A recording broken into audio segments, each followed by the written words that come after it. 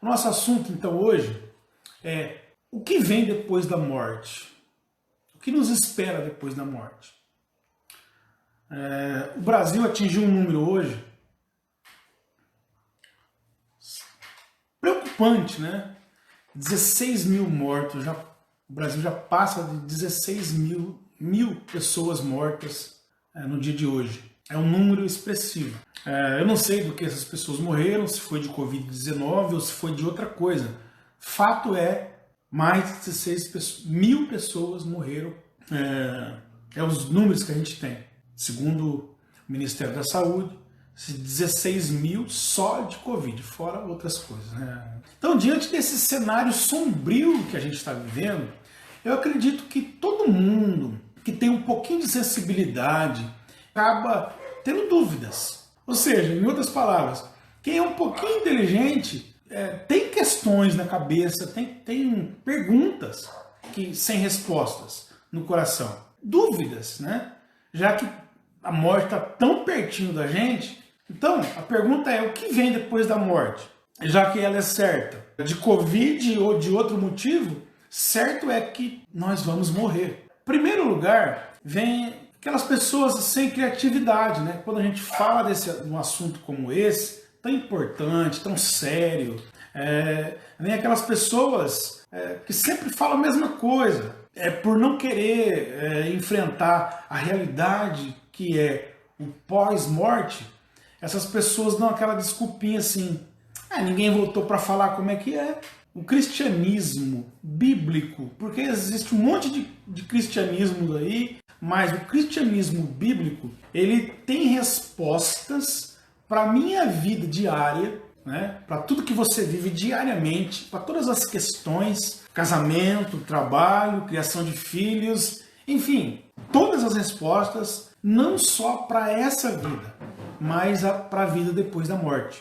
Eu gosto de frisar aqui cristianismo bíblico, porque eu sei que existem muitas crenças equivocadas acerca do assunto, o que vem depois da morte. Em grande parte dessas crenças, algumas delas ditas evangélicas, querendo o aval da palavra de Deus, mas na verdade são crenças que, se você colocar diante das escrituras, da palavra de Deus, elas não vão passar, não vão ser aprovadas, porque a Bíblia não vai concordar com elas. Da mesma forma, diz o meu texto de hoje, Hebreus 9, 27 e 28. Isso para quem quer saber o que a Bíblia diz, né? Hebreus 9, 27 e 28.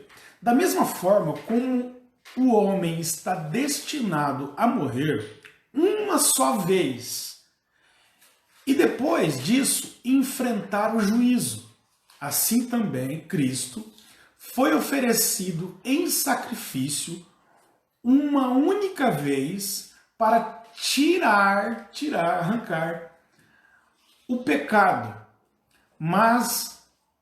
para tirar os pecados de muitos. E aparecerá a segunda vez. Cristo veio a primeira vez para tirar os pecados, mas ele aparecerá a segunda vez não para tirar o pecado, mas para trazer salvação aos que o aguardam. Aos que o aguardam. Você está aguardando Jesus? Na versão NVT, nova versão transformadora, o texto diz, aguardam com grande expectativa. Muito bom. Hebreus 9, 27 é o nosso texto hoje. Eu quero usar também aqui palavras do John Doerr. Foi um irmão, né, em Cristo, um servo de Deus, que viveu no século XVI. Diante da eternidade, diante da morte, ele disse algumas coisas, por exemplo, orientações para cada dia. Primeiro, as manhãs.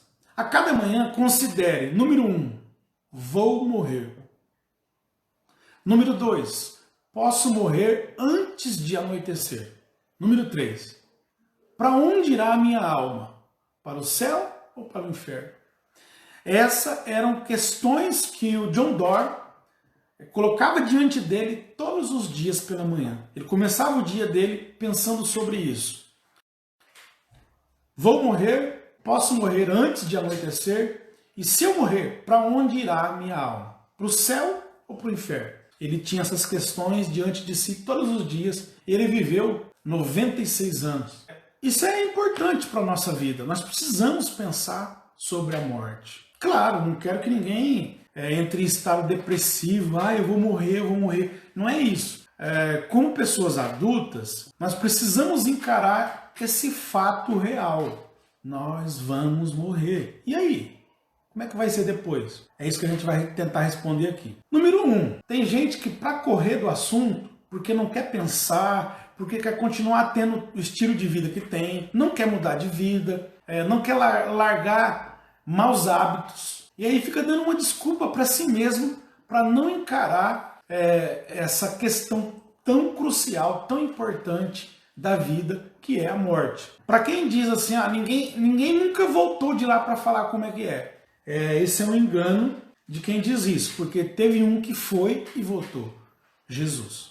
Jesus foi e voltou, sim senhor. Centenas de pessoas foram testemunhas porque estiveram com Jesus cerca de 40 dias entre o dia que ele ressuscitou, que foi num domingo, até o dia que ele subiu aos céus, a ascensão de Cristo. Isso está em Mateus, vou falar devagar, para você poder até marcar se quiser. Isso está em Mateus 16, 14. Isso está em Lucas 24, 13 a 34. Isso está em João, Evangelho de João, capítulo 20, versículo 15 a 17 e 26 a 29. Está em 1 Coríntios 15, 6. Se você não deu tempo de anotar, depois que terminar, você volta lá ao vídeo, assiste de novo e confere aí os textos. O que Jesus diz que vem depois da morte é uma informação segura para você acreditar, ter certeza, ter confiança no que ele disse. Porque ele foi e voltou, ele é o único que fez isso. Segundo, uma questão importante para a gente colocar aqui é o porquê Jesus morreu. A causa da morte de Jesus foi o pecado do homem. O homem foi criado para viver em comunhão com Deus. Mas o que ele fez? Desobedeceu, virou as costas para Deus, e a consequência dessa ação do homem foi a separação entre Deus, fonte de vida, e nós, os homens. E aí então o que aconteceu? A morte entrou no mundo por conta da nossa desobediência. Isso está em Romanos 6, 23. O salário do pecado é a morte. Pelo fato de nós sermos pecadores, nós estamos sujeitos à morte. É por isso que o homem morre, por causa do pecado. Um dia, a morte, ela vai bater na sua porta. Mas na nossa cultura, tem aí um leque de respostas diferentes, várias opiniões diferentes. É fruto da nossa cultura. Por exemplo, existem aqueles que dizem não crer na existência de um Criador. Eu não acredito em Deus, eu sou ateu. Pensa comigo, é saudável reconhecermos a possibilidade de estarmos errados. Qualquer pessoa, no mínimo de sensatez, ela admite que ela pode estar errado em alguma posição que ela toma. Aí, para quem acredita que terminou essa vida, acabou, a vida se restringe a essa vida aqui, que a Bíblia diz que é cerca de 70, 80 anos, tem alguns, um ou outro aí que passa, mas a maioria fica entre 70 e 80, e olha lá. Eu diria que isso é uma aposta arriscada, porque alguém disse o seguinte, e se essa pessoa, e se ela estiver errada? E se houver vida após a morte? E aí então, vai viver eternamente perdida essa pessoa? Porque isso é uma verdade. Nós acabamos de ler aqui em Hebreus 9, 27, que está ordenado ao homem morrer, vindo depois o juízo. É fácil de entender, né? Não pode haver juízo se não houver vida. Então fica claro que após esta vida, entramos em uma outra. Por isso que tem um juízo, do texto onde nós lemos. Então eu diria que essa posição aí é um tanto arriscada, porque se estiver errado, não dá para voltar, certo? No mínimo isso. Essa pessoa vai encarar o Criador aí, e aí é sem volta. Vai encarar, na verdade, que eu digo, com tudo definido já. Por outro lado, quem crê na existência do Criador, na vida após a morte, e busca em Jesus um refúgio, mesmo que essas pessoas estejam erradas, Se acabar, acabou tudo, ela não vai acontecer nada. Mas se houver uma vida após a morte e ela escolher a opção correta, ela vai se dar muito melhor. Então eu diria que nessa loteria, entre aspas, não é a loteria não, tá? Mas nessa aposta que as pessoas fazem, de que a vida acaba aqui, depois não tem mais nada, eu diria que nós, os cristãos, estamos mais seguros. Ainda que estejamos errados, que eu esteja enganado, que todos os cristãos do mundo estejam enganados. E os ateus, e quem crê na cessação da vida após essa vida, o que a gente vai perder? Nada. Se a vida acabar depois dessa vida, os cristãos não vão perder nada. Mas, por outro lado, quem apostou que aqui era o fim, e aí por conta disso, bom, se a vida acaba aqui, então eu vou fazer o que eu bem quero, o que eu bem entendo, vai ter uma surpresa aí um pouco ingrata. Uma segunda resposta que a gente tem que oferecer aqui, uma outra linha forte também que existe no nosso país, é a da reencarnação. Eu respeito todas as posições, mas eu estou falando de uma fé, né, uma fé depois da morte, com base nas Escrituras. Escrituras essas que não apoiam de forma alguma nem o tema reencarnação. Aqueles que acreditam assim, nessa segunda chance, eu diria que principalmente os kardecistas, que aprendem que nessa nova vida, nessa segunda chance reencarnada, não há lembranças dos erros cometidos aqui, né? Portanto, a pessoa pode entrar nessa segunda vida, ela morre, e aí ela reencarna em um outro corpo, sem as lembranças negativas que poderiam trazer aí uma culpa, né? Um peso para essa pessoa. Isso não existe, né? Porque ela, segundo essa crença, né? Ela morre, né? E aí ela reencarna e não tem lembranças. E aí, portanto, ela tem uma nova experiência totalmente livre, né? É uma bênção, maravilhoso. Só que a Bíblia diz que Jesus morreu para nos redimir da condenação eterna. Condenação essa que, como diz em Hebreus 9:27, ela acontece imediatamente após a morte. Morreu, pronto, já vem o julgamento. Então, se houvesse reencarnação, eu estou dizendo que a Bíblia não concorda, se houvesse reencarnação, a morte de Jesus foi desnecessária. Para que ele morreu? Se eu tenho uma segunda chance? Se eu posso errar nessa e depois eu vou ter uma segunda chance? Então todo o cristianismo seria uma balela, mas a Bíblia não concorda em hipótese alguma com a reencarnação. A Bíblia traz várias referências de pessoas que morreram e permaneceram conscientes da sua vida aqui na Terra. Jesus falou, por exemplo, você já deve ter ouvido isso, teve até um filme, novela, não sei, O Rico e o Lázaro. Essa história eu nem assisti na televisão, tá? Mas eu conheço ela da Bíblia. Ela está em Lucas, Evangelho de Lucas, capítulo 16, 19 a 31. A Bíblia, quando se refere a pessoas que morreram, ela diz, por exemplo, que na eternidade, depois dessa vida, todos aqueles que creem em Jesus se assentarão junto com Abraão, Isaque e Jacó. Isso está lá em Mateus 8:11.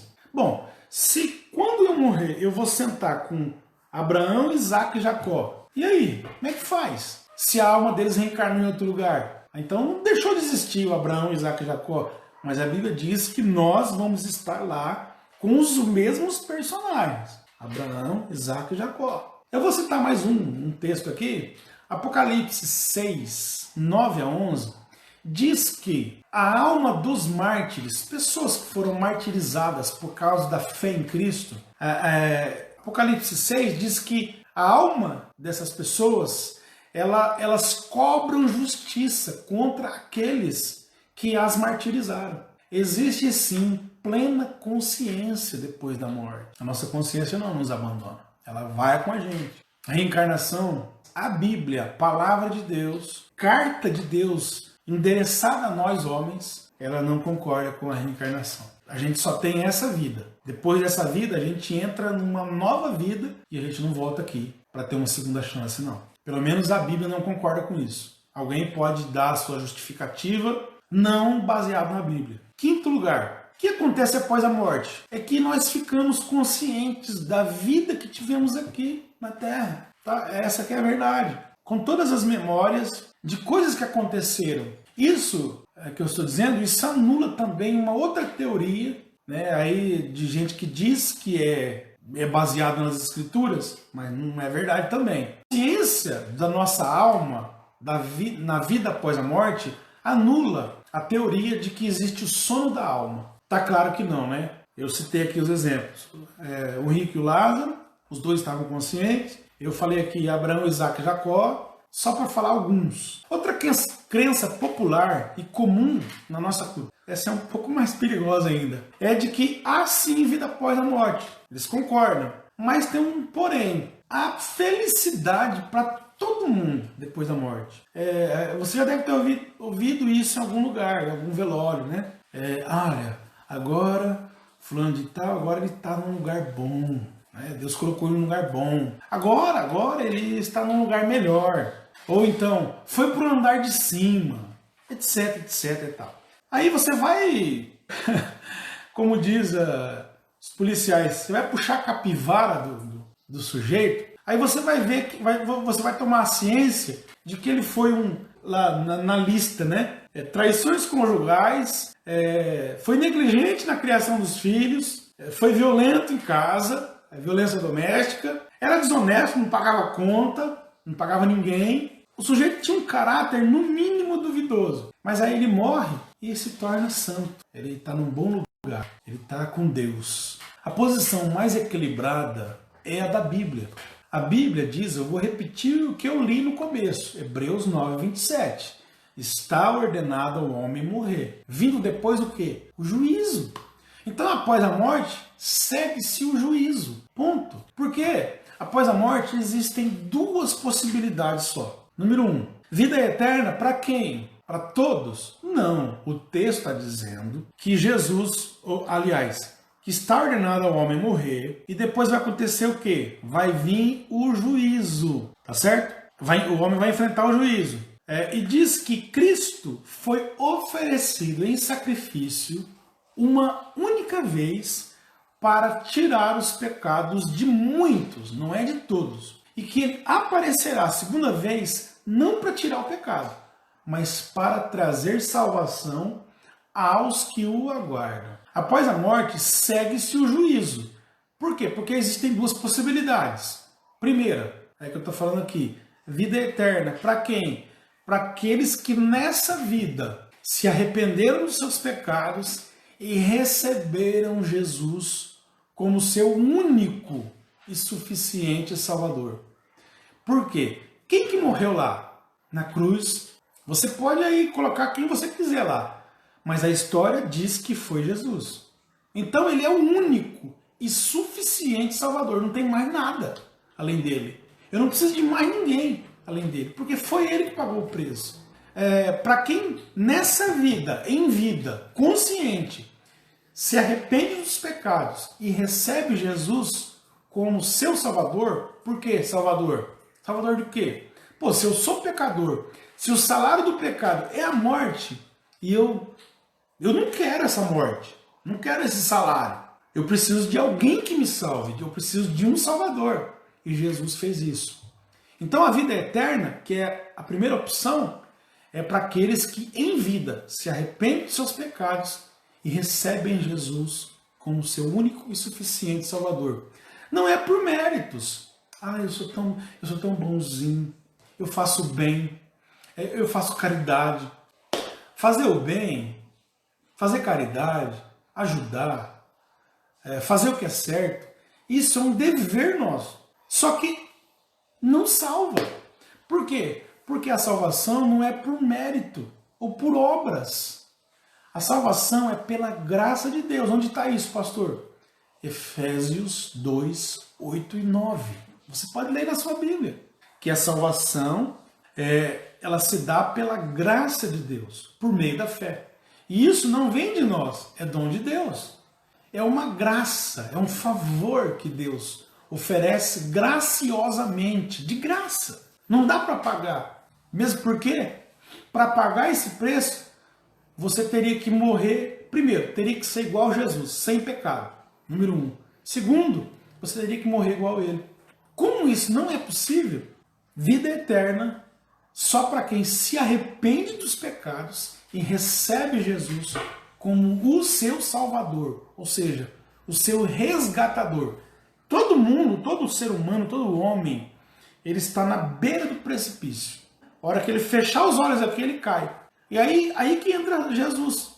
Se essa pessoa, antes de acontecer isso, ela se arrepende dos seus pecados, ou seja, ela toma consciência de que é pecadora. Porque a Bíblia diz, Romanos 3:23, todos pecaram e estão fora da graça de Deus, da glória de Deus.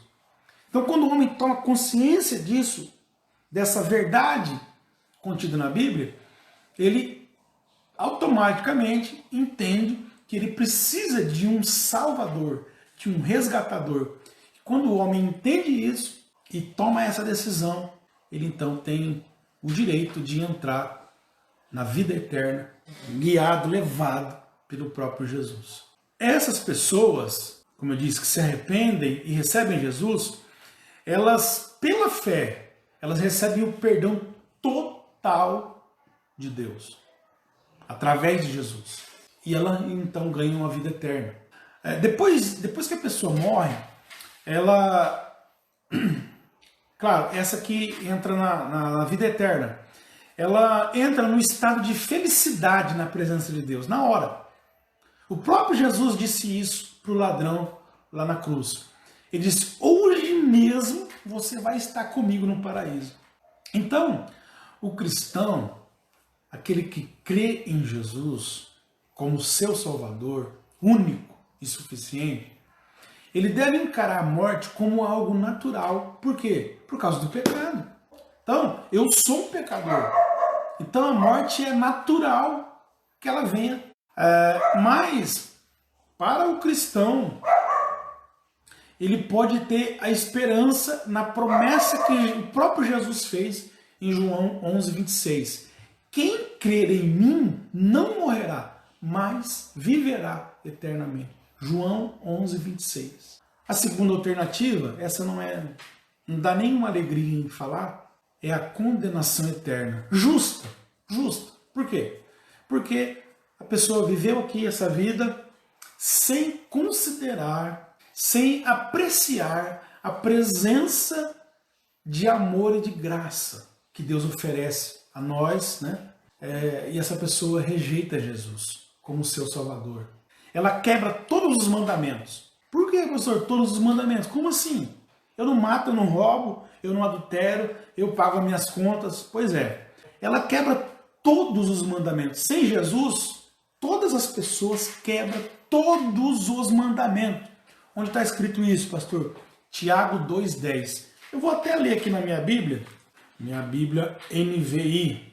Pois quem obedecer toda a lei, mas tropeçar em apenas um ponto, torna-se culpado de quebrá-la inteiramente. Ponto final. Eu obedeço toda a lei. Então, mas quando você quebra um pequeno mandamento, porque, deixa eu refrescar você. Você que pensa, às vezes acha que conhece. Eu encontro muita gente aí que acha que conhece a Bíblia, que conhece Deus, né? Mas nunca leu. Não leu, não observou, não examinou e acha que sabe, acha que conhece.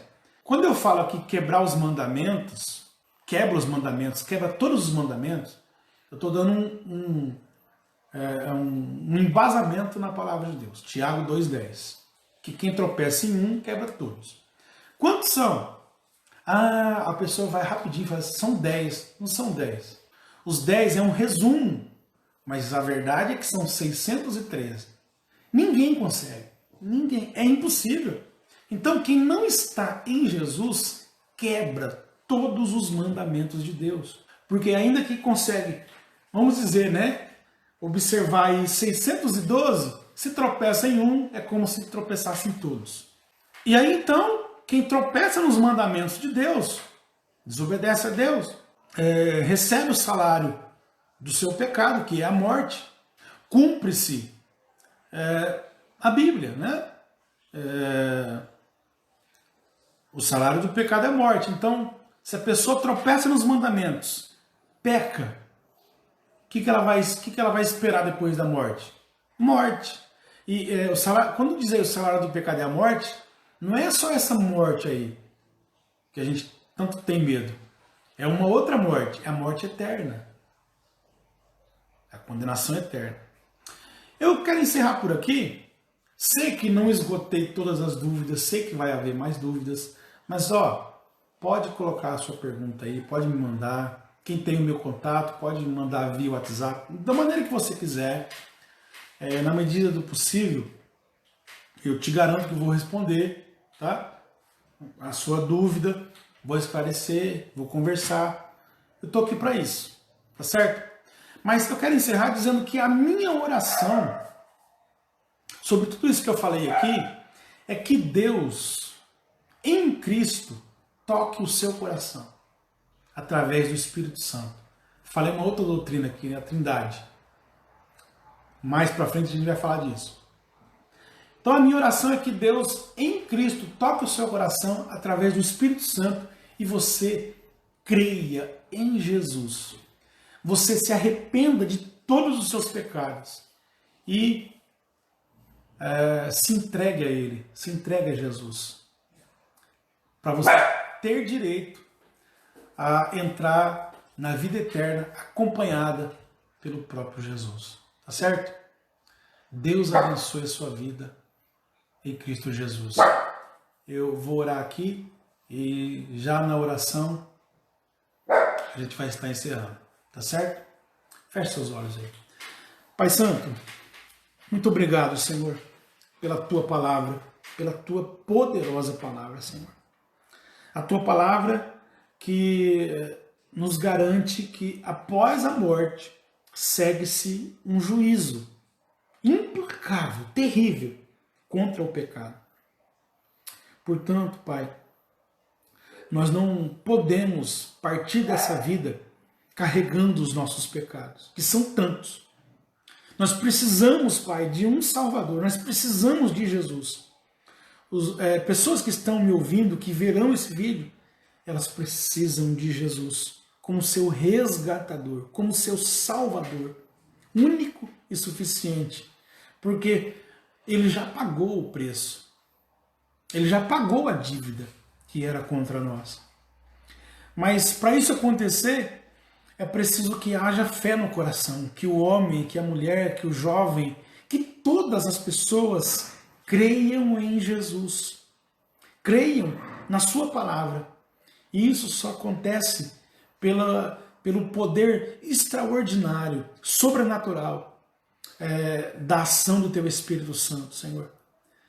Portanto, Pai, em nome de Jesus, traga aos corações que verão esse vídeo, que ouvirão essas palavras, traga a esses corações esclarecimento através do Teu Espírito Santo, para que creiam em Jesus, para que creiam na Tua palavra e daí por diante já possam experimentar o alívio das suas cargas, dos seus pesos e já viver, ó Deus, nessa vida a expectativa da eternidade, da vida eterna, da paz com Deus, para sempre, sempre, sempre, ao lado de Jesus. Eu oro agradecido por todos aqueles que estiveram comigo, por todos aqueles que assistirão esse vídeo. Muito obrigado, Pai. Assim oro em nome de Jesus. Amém. Mais uma vez, Deus abençoe a sua vida. E eu te aguardo aí, tá? A partir de 1º de junho, aqui no Facebook, falando sobre o Evangelho Simples.